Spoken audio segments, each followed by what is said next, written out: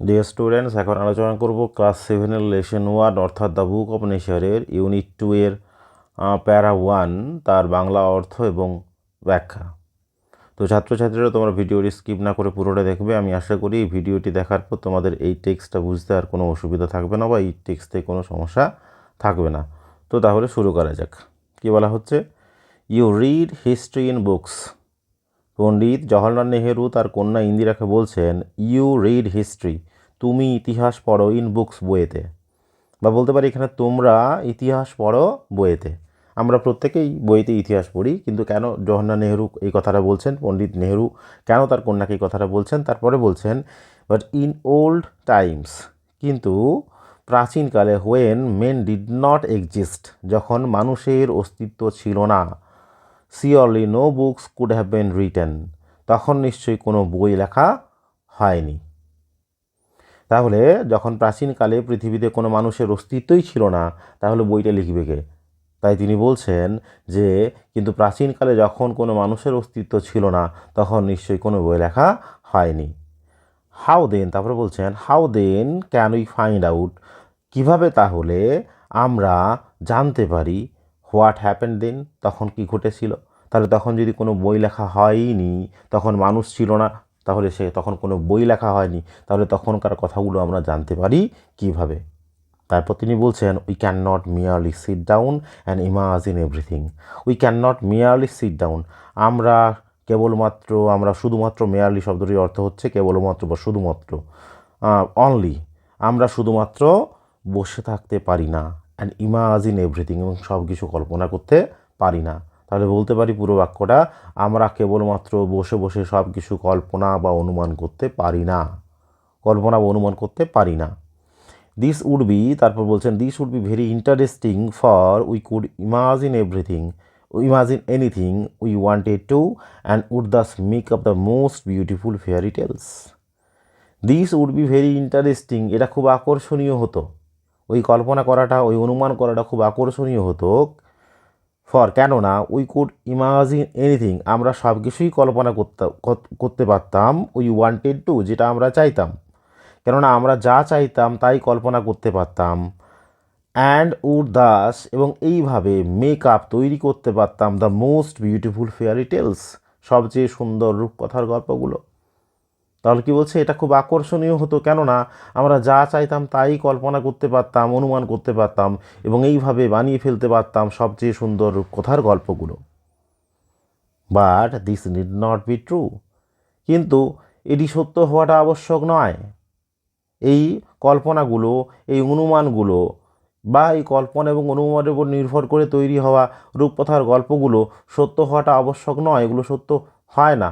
কল্পনাটা আমাদের সত্য নাও হতে পারে, আমাদের অনুমানটা সত্য নাও হতে পারে।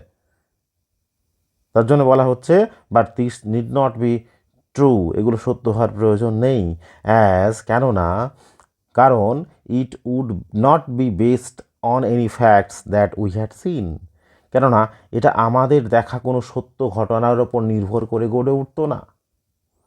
এখানেই ইতিহাস এবং এই রূপকথার গল্পের মধ্যে পার্থক্য। রূপকথার গল্প তৈরি হয় কল্পনার ওপর নির্ভর করে, কিন্তু ইতিহাস কিন্তু কল্পনার ওপর নির্ভর করে তৈরি হয় না।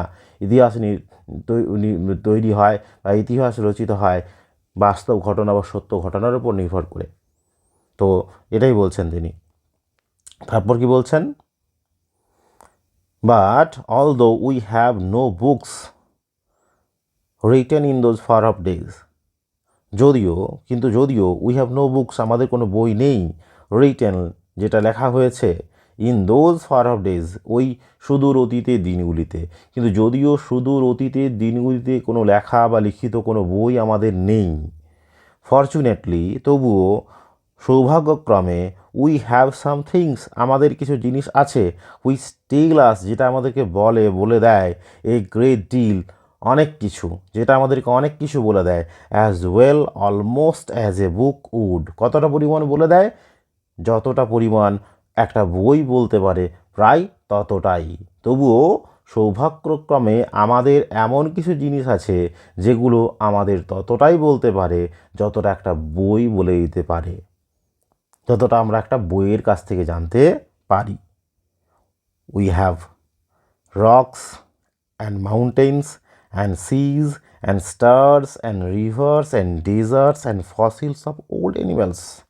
আমাদের আছে রক হচ্ছে শিলা, মাউন্টেন হচ্ছে পর্বত, মাউন্টেন্স পর্বত, সিজ সমুদ্র, স্টার্স নক্ষত্র, রিভার্স নদী, ডেজার্টস হচ্ছে মরুভূমি, অ্যান্ড ফসিলস হচ্ছে জীবাশ্ম অফ ওল্ড অ্যানিম্যালস প্রাচীন প্রাণীদের। তাহলে আমাদের রয়েছে কী কী রয়েছে? আমাদের রয়েছে শিলা, পর্বত, সমুদ্র, নক্ষত্র, নদী, মরুভূমি এবং প্রাচীন প্রাণীদের জীবাশ্ম। ওগুলো কি? These and other like things are our books for the earth's early story. এগুলোই তো এইগুলি, অ্যান্ড আদার লাইক থিংস এবং অনুরূপ অন্যান্য জিনিসগুলি হলো are our books for earth's early tale. এই জিনিসগুলোই হলো পৃথিবীর গোড়ার গল্প জানার জন্য আমাদের বই। And the real way to understand this story is not merely to read about it in other people's books, but to go to the book of nature itself. কি বলছে? And the real way এবং প্রকৃত উপায়, আসল উপায় to understand this story, এই গল্পটা জানার, ইজ নয় মিয়ারলি কেবলমাত্র টু রিড অ্যাবাউট ইট, এটার সম্বন্ধে পড়া, ইন আদার পিপলস বুক অন্য লোকেদের বইয়েতে। কি বলা হচ্ছে? কি বলা যেতে পারে? যে অন্যান্য লোকেদের বইয়েতে এটার সম্বন্ধে পড়াটাই এই গল্প বোঝার প্রকৃত পথ বা আসল উপায় নয়। এই গল্প বলতে এখানে পৃথিবীর গোড়ার গল্পের কথা বলা হচ্ছে, পৃথিবীর ওই প্রাচীন ইতিহাস সম্বন্ধে জানার কথা বলা হচ্ছে। অন্যান্য লোকেদের বইয়েতে এটা সম্বন্ধে পড়াটাই এই গল্প বোঝার প্রকৃত পথ বা আসল উপায় নয়। কি করতে হবে তাহলে? But to go to the great book of nature itself, বরং স্বয়ং প্রকৃতির মহান পুস্তকের কাছে যেতে হবে, প্রকৃতির মহান পুস্তকের কাছে যেতে হবে। তারপর বলছেন you will I hope soon begin to learn. You will I hope soon begin to learn, অর্থাৎ এখানে বলা হচ্ছে এটা তোমরা এভাবে বুঝবে যে আই হোপটা আগে অর্থ করবে। আই হোপ আমি আশা করি, you will soon begin to learn তুমি শীঘ্রই শিখতে শুরু করবে। How to read this story, কীভাবে এই গল্প পড়তে হয়। কোথার থেকে? From the rocks and mountains, শিলা এবং পর্বত থেকে।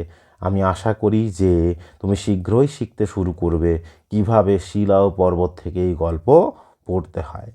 Imagine how fascinating it is, কল্পনা করো এটা কতটা আকর্ষণীয়। ফ্যাসিনেটিং হচ্ছে আকর্ষণীয়, কল্পনা করো এটা কতটা আকর্ষণীয়। তো এখন এই পর্যন্তই এই অংশটির অর্থাৎ ইউনিট 2 এর প্যারা 2 এবং প্যারা 3 এর বাংলা অনুবাদ ও ব্যাখ্যা সংক্রান্ত ভিডিও আমি এই ভিডিওটির ডেসক্রিপশন বক্সে দিয়ে দিয়েছি, চাইলে তোমরা দেখে নিতে পারো।